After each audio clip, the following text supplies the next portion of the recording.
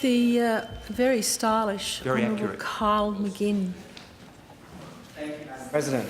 I rise tonight to talk about an event that happened last week, an event that I enjoy every year, and this year was probably one of the best ones I've celebrated. The theme for last week's event was More Powerful Together. Of course, I'm talking about International Women's Day. Last week we celebrated quite a few events. It wasn't just one day for us out there. And I want to share with the Chamber some of the stories that I heard and some of the things I noticed in the goldfields that makes that place very special. So on the Wednesday evening of the 6th, we attended a Women in Mining event at WASM.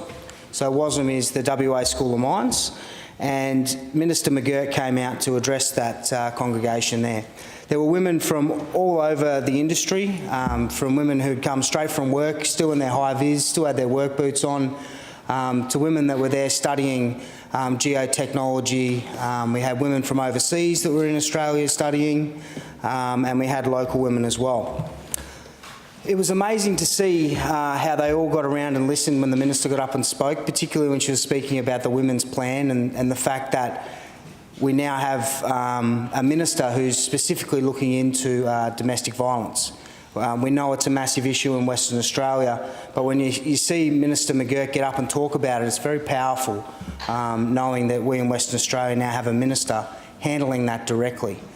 And you can definitely see in everyone's eyes that they were glad to see that she'd come out to the goldfields to deliver that speech.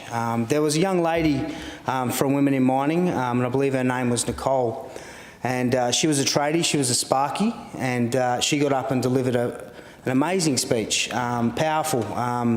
You know, as it happens at these events, the microphone went dead halfway through the speech, but when she came on, she just battled on through it and delivered a great speech around how she decided one day that she was going to become an electrician. She was working in HR at the time and for mining companies, and she decided that she wanted to be an electrician. And she didn't let anything get in her way. She just went out there and fought for it, and she's now a qualified sparky working in the resource sector. So that event was really inspiring and kicked off what was to be a really good week. The following morning I hosted an International Women's Day event, unfortunately not on the day before. The reason that I hosted one was the year before, last year, the Women's Health Clinic invited me along to, well, they invited the whole town along to their International Women's Day event. And over 300 women were in the town hall. And it was some of the best motivational speeches and stories I'd ever heard at an event before. And the amount of respect in the room for each other was amazing and really inspired me to ensure that them type of events keep going in the goldfields. This year they've got another event coming up in this month. They've got Rosie Batty coming over to speak in the goldfields, which I know from personal experience is a very powerful speaker to listen to, with one hell of a story.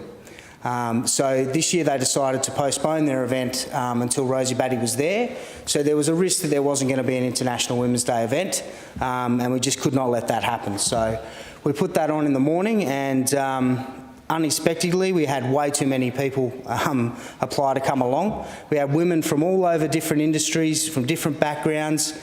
We had to cap it at 50, unfortunately, but we had 50 women in the room. And they came from being CEOs, aspiring CEOs, council women, teachers, community groups, just a broad spectrum of women. And I think one thing I'm learning to do a bit better now as a politician is I listen to a bit of advice, particularly from these women, that it's a bit awkward a man emceeing the International Women's Day event in the morning. And I thought, you know what, you're actually right. I think that's probably wrong. So I want to give huge accolades to my electorate officer, Georgia Folkes-Taylor. She did a lot of work organising this event and engaging with community members to ensure that it was done properly, appropriately, and was delivered as professional as we could. So me being me, put her on the spot and said, well, guess what? I reckon you should be the MC. And typical Georgia, in her fashion, absolutely nailed it.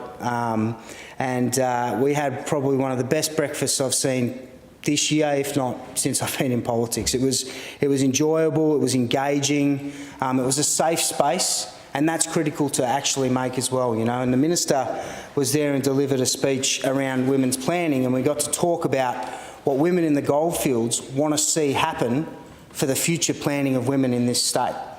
That was a massive thing for these women to be able to put direct input to the Minister, write it down on a sheet of paper, read it all out. I was sitting in the back just listening to it, and it was powerful stuff. We had an elder do the Welcome to Country, and I hadn't met her before, but her name was Joyce Nutting, and she delivered a beautiful Welcome to Country. She was Matawonga, and she didn't just deliver it in language, but she also then explained her life and her mother and all the things that connection with land and her story, which to me is so powerful and so moving when you're talking about a culture that's 60,000 years old, if not more. And I have this lady here talking and sharing her story to all these women in the room. It was powerful, and it was muchly appreciated. And I could tell that Joyce enjoyed the day as well, sharing her experiences with the Minister as well. The day wrapped up, and obviously we held it in the morning because a lot of these women who were working had to go to work. So we managed to wrap it up. It was a healthy breakfast as well, by the way. We had yogurts and granola and all the hippie stuff that you have nowadays for breakfast instead of bacon and eggs. But look, it was a great breakfast, and I really feel as though this event may take off again, and I'll hopefully be able to hold it again and again moving forward. But one thing I need to say for International Women's Day is what inspired me most about these Goldfields women is they want to do this for the future generations. They want to do this to make it an equal playing field. They want to be respected in their jobs and respected in the opportunity of progressing into these jobs. It's not a tokenistic day for these women. It's an opportunity to get in the room and start talking about the real problems.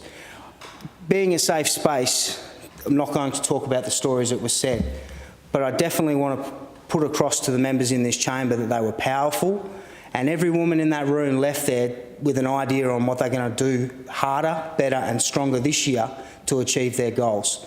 So to them women and all the women around the world that celebrated International Women's Day, if I had a hat, my hat's off to you. Thank you.